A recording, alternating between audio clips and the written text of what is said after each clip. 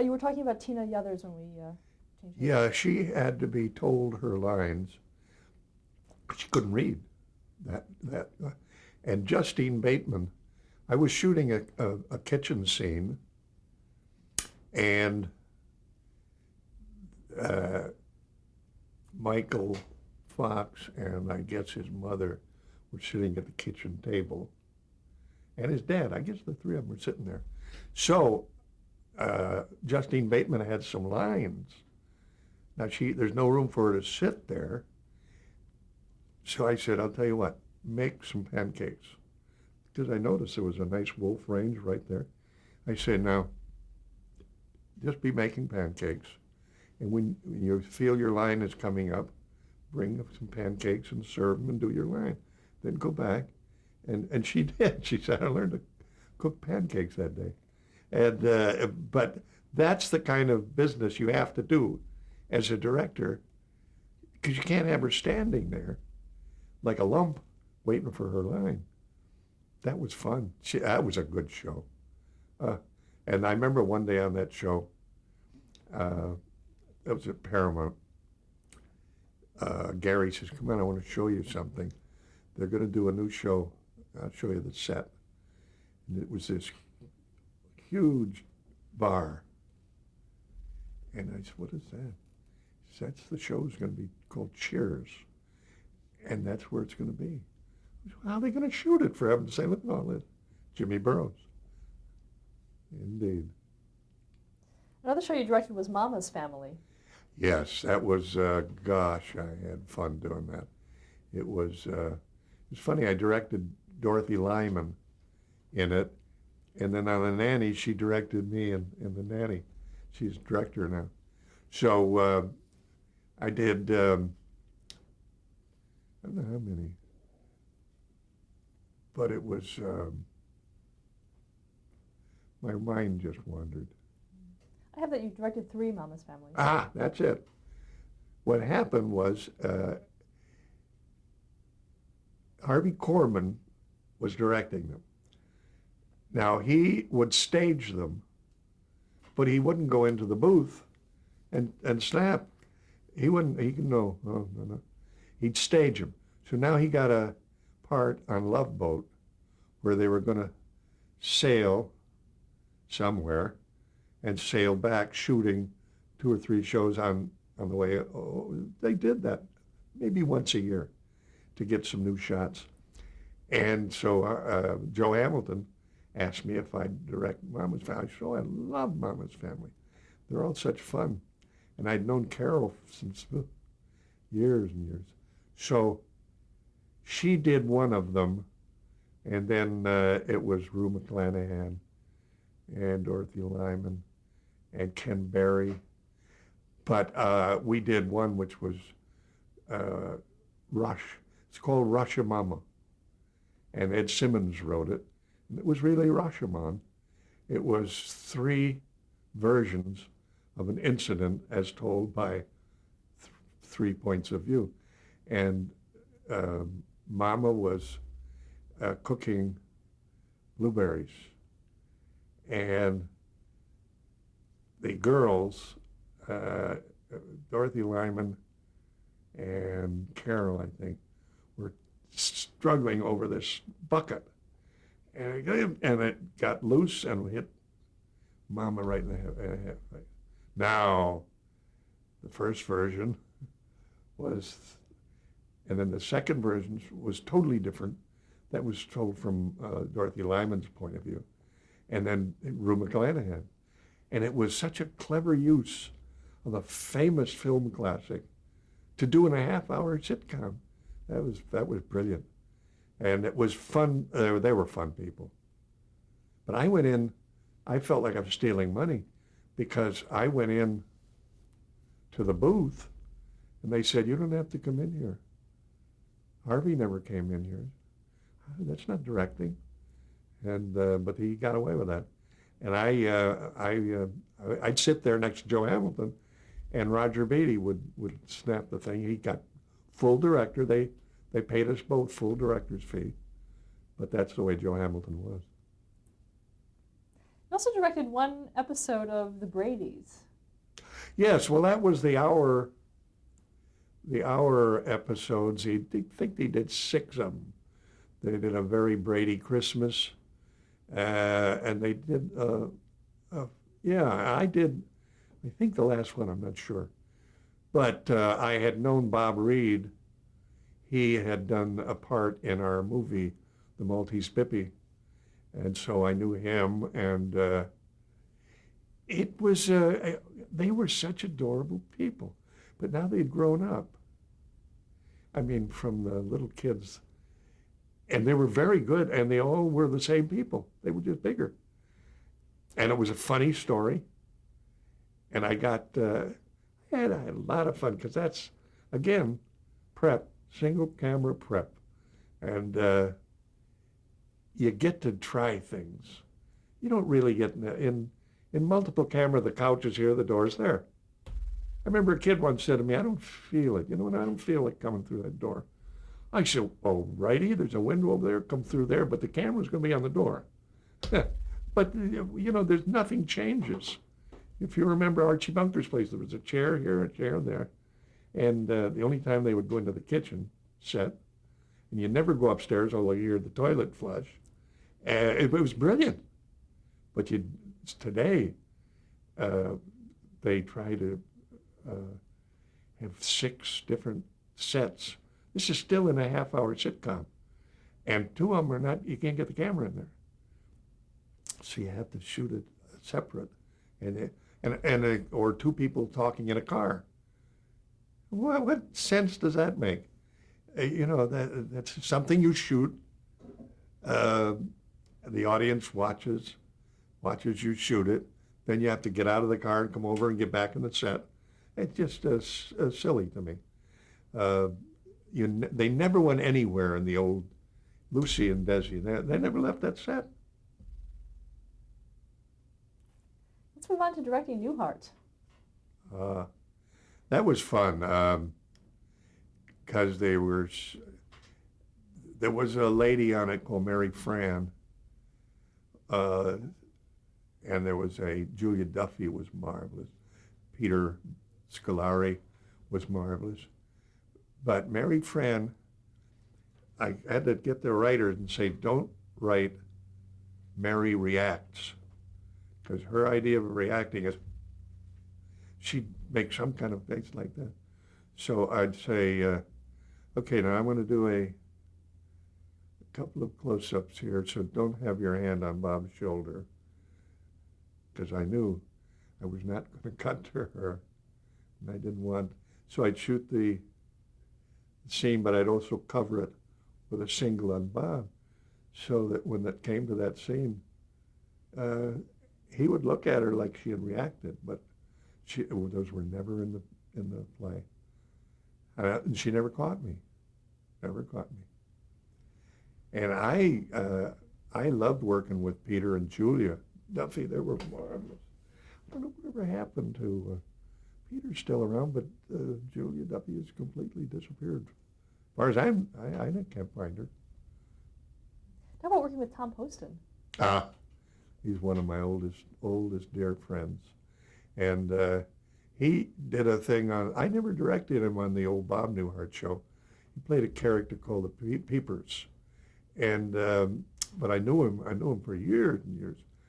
And then when we did this, that was incidentally another part that Jerry Van Dyke in his infinite wisdom turned down.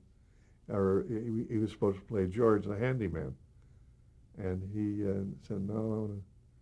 And so Tom Poston, thank God. I think Tom was just brilliant in that. He was marvelous. And I'm sure Jerry would have been great, but he just should never be allowed out of the room until he goes and be funny. Because he gave up,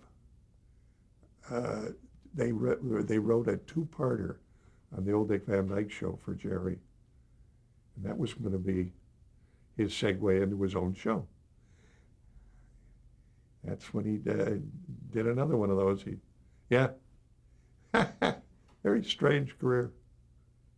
But I loved Tom Poston is Money in the Bank. How about Larry, Daryl, and Daryl? They were fun. Gosh. That was Barry Kemp's idea, I think. And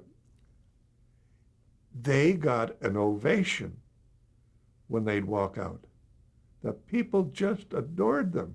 They hadn't said anything yet. Bill had to wait until the thing died down and say, "Hi, I'm Larry. This is my brother Daryl. This is my other brother Daryl." God, they were fun. And they were. Bill Sanderson was not the greatest memorizer in the world either. So I would sometimes shoot him in the afternoon.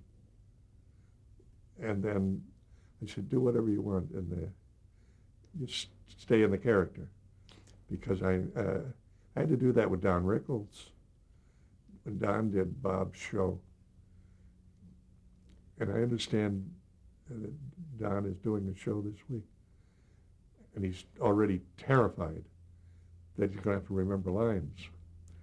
And he was very good in single camera, like the rat race and things like that. But in multiple camera, he just freezes. And so I shoot him in the afternoon. When they do the scene, and they're all in makeup, and I'd shoot Don's whole scene. So then I said, "If you make a mistake, don't worry." You know, that half the time they wouldn't make a mistake because he knew it was in maybe a sneaky philosophy of mine, a trick. What do you remember some of the standout episodes that you directed for Newhart? What, darling? Some of the really classic Newhart episodes that you directed. Anything stand out for you? Well, not really. It was a fun show to do and a lovely bunch of people, but it just wasn't as funny as the Bob Newhart show, I'm afraid. And there were some interesting, fun things, but nothing really memorable. What about there's one show that you directed called Seeing Double, where Stephanie gets her own sitcom. Seeing Double? I don't remember that. You don't mean Double Bananas? No, it was called Seeing Double, and Stephanie got a sitcom where she plays two twins. Wow. Boy, I don't remember that at all. Isn't that weird?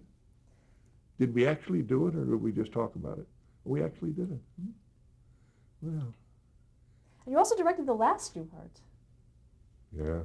Talk about that. That was fun. Actually, it was Jenny Newhart's idea. She had said, 6 months before, she said, "I think it'd be funny if you had been dreaming all this stuff," and Suzanne Plachette's in the last one. So the writers did that, and Susie got there about, 4 or 5 o'clock, and I hit her. Nobody knew she was in the building except, I didn't tell the AD, because Bob knew. The guy, the warm-up guy of the audience, he didn't know. Nobody. I think, of course, the cameraman had to know. What happened was we kept her in this room. We sent food to her and everything. Didn't come in. And then in the last scene, we had flats around, and the camera got in there, which was not unusual for the audience. They're going to have a new scene. But it was all dark. Just kind of a little spot on the center of the bed. You could see Bob, but you couldn't see. You just knew there was another figure there in bed. And boy, I tell you, we pulled it off. I don't know how. But as a matter of fact, the audience saw the headboard. And it was the headboard from the old Bob Newhart show, kind of a chick thing. And they started a little murmuring. And then Bob, cameras over here, Bob says, honey, I had the strangest dream. And you hear kind of a, well, don't you want to hear about my dream? And she turns into the camera.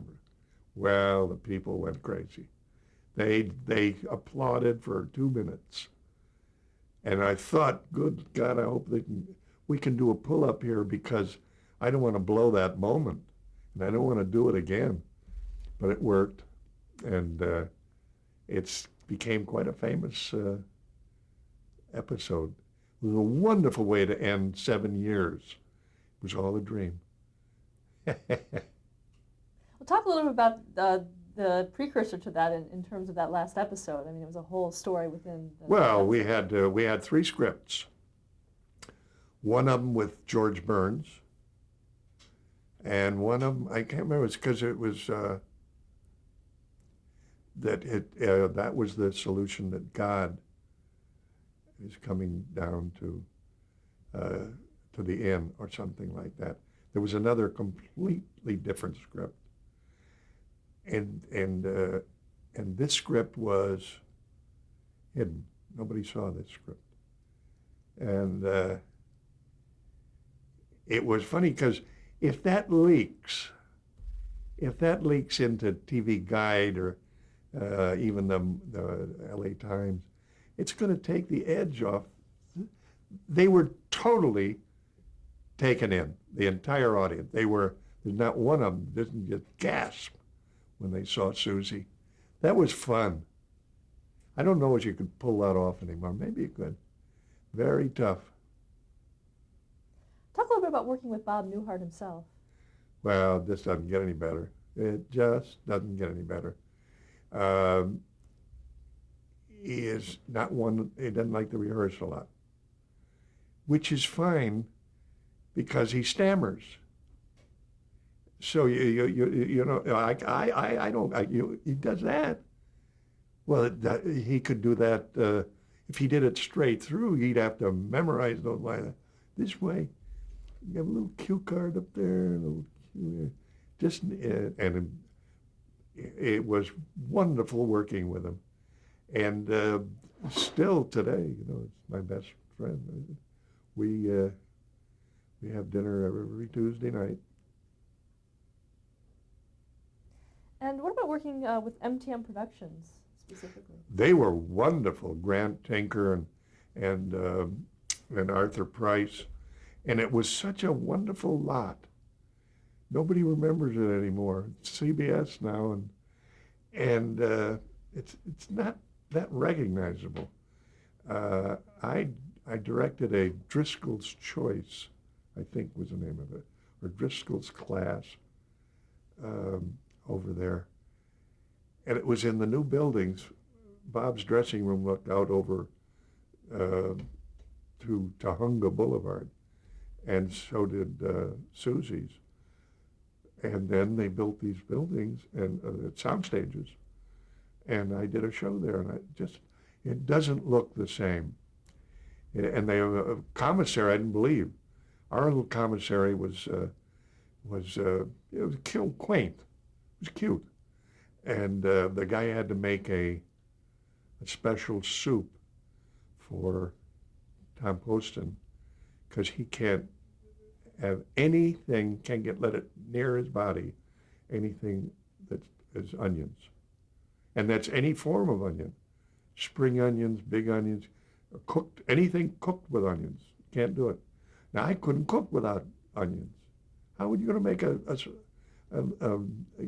sauce with for linguine without onions, for heaven's sake? So I remember I used to take his soup too because it was very good. But now I went back to do a show. I don't even remember what it was now, but it was big, beautiful cafeteria, and everything's changed there. You still love to walk around. They had a kind of a back lot over there too, that I don't know if that's still there or not. But Newhart did not go into that. He rarely left the stage. I can't remember. We'd have maybe swing sets, a bedroom set, a kitchen set, and the designers had made that large lobby with a stairway going up to where there were areas you couldn't shoot. You couldn't get in to the corner next to the fireplace. You can't have someone sitting stirring the fire, so you can't get a camera in there. So, but they found out later on, too late. But it didn't matter because you had the main place was the desk, and then we could follow people upstairs, and it worked. But working with Bob, it just doesn't get any better. He's funny. What about his working style in terms of rehearsals, things like that? No. Rehearsal is not a good thing. And retakes are not a good thing. And so that's why I try to get everything I could address. And then during the air show, when the audience was in there, if I made a small mistake, keep going. We can do pickups after the audience leaves, but don't bug Bob. That was the whole thing, is keep Bob happy. And because he was a good worker, but he just didn't like to rehearse. And you shouldn't have to rehearse a whole lot, one of those shows. You then directed Bob again in the 1990s series Bob. Yeah. That was a fun show. I also appeared in that, I think. I played Buzz Loudermouth. Directed those. That was a fun show. Nice kids. I can't remember. It was about a cartoonist. Yeah. And then another one. But I didn't direct that. George and Leo. I acted in it. You also acted in a number of Love Boats. I didn't direct any, Yeah, you acted. although I wanted to, but I was not ready at all to do a Love Boat directing. But I appeared in about 6 or 8 of them, I don't know. Love, that was easy, that was fun. It was all done on the soundstage at 20th Century Fox at that time. You also appeared on Ferris Bueller. Yeah, that Bill Bixby got me that. Bill Bix was directing that. And so he said, I want you to play a part. And I said, sure. I didn't care what I did. I'll fit in anywhere. And it was a fun part. Nice kid. Can't remember who it was now. And it was fun. But that was gotten for me by Bixby. You also appeared on Coach. Coach, yes. That's an old golfing buddy of mine. Craig T. Nelson and Jerry Van Dyke. But I'll never forget that one show we did. It was a water tower. It's a lookout for forest rangers. And we're supposed to be up there observing to see. I'm not sure why we were in the forest. I can't remember that. But I do remember the blow-off was that we're standing there looking, and suddenly we hear this sound, this motor, and we look up, and they have 4,000 gallons of water in a tank above us. It's supposed to be a helicopter. Oh, that's right, there was a fire. There was a helicopter dropping water on the fire. Well, they dropped it right on us. Craig and I were standing there. He was smart enough to stand straight. I kind of hunched over like you're ducking, and it knocked me, boom. Well, that water that is the strongest stuff in the world, that a lot of water. And so we shot it again. I had to go get makeup and hair and change clothes. And That time I stood straight, and the water would go right over you. But that was terrifying. That was a fun show. That was such a nice show. I was so happy for Jerry Van Dyke because it made he was not a very frugal man, and money kind of slipped through his fingers. That 7 years or whatever it was of that steady income uh, fixed him all right. He's just fine now. You also appeared on Diagnosis Murder. Oh yeah, Dick Van Dyke. That was fun. Twice, I did that twice. 93 and 99. Yeah. The last one, there was one called Murder at the Telethon. And that was, yeah, I did that in Denver. And that was Dom DeLuise. I can't remember who else was in that. But that's where I did Song and Dance with Dick Van Dyke. I said, well, nobody's going to believe this. And I have it on film because I don't dance. But I gave me a dance teacher and a straw hat and a cane. And Dick is supposed to come on the telethon. And there's been a murder. And so he and I are doing this. Well, of course, he's a wonderful dancer. And Anson Williams was directing, that's right. I said, don't get the feet. I'm not going to look. Shoot from about here, and then I can make the moves look like I'm dancing. And it worked, and I have a very special piece of film for my collection. Third Rock from the Sun. I did that. I don't know. I met John Lithgow at the Bel Air Country Club one time. And I talking, kidding around. And then I got this call. They wanted me to play a professor. And that's where I met Jane Curtin. What an adorable lady. She is so sweet. And I never did get to meet the rest of the cast because I did that one day where I did the whole day shooting that one scene. But that was a fun show. In 2002, you and Dan Roan received a star on the Hollywood Walk of Fame. Yes. Talk about that. That was a very, very nice thing. And it's on La Brea on Hollywood Boulevard near La Brea. And fortunately, there were a lot of cameras there that day. And so I have it on a record. Everybody showed up. And they all got up. Now, Johnny Grant says, we've never had a variety show at one of these things, but Rickles got up, Newhart got up, Lily Tomlin got up, Dick Van Dyke got up, Barbara Sinatra. Everybody was there.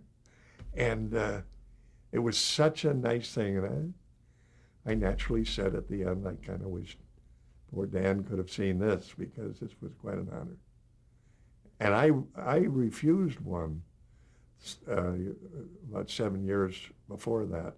They wanted to put Dick Martin. And I said, no, Rowan and Martin are nothing. And that sounds, but it did happen. I just didn't want one there. That would just look ludicrous. Stop there to change the tape.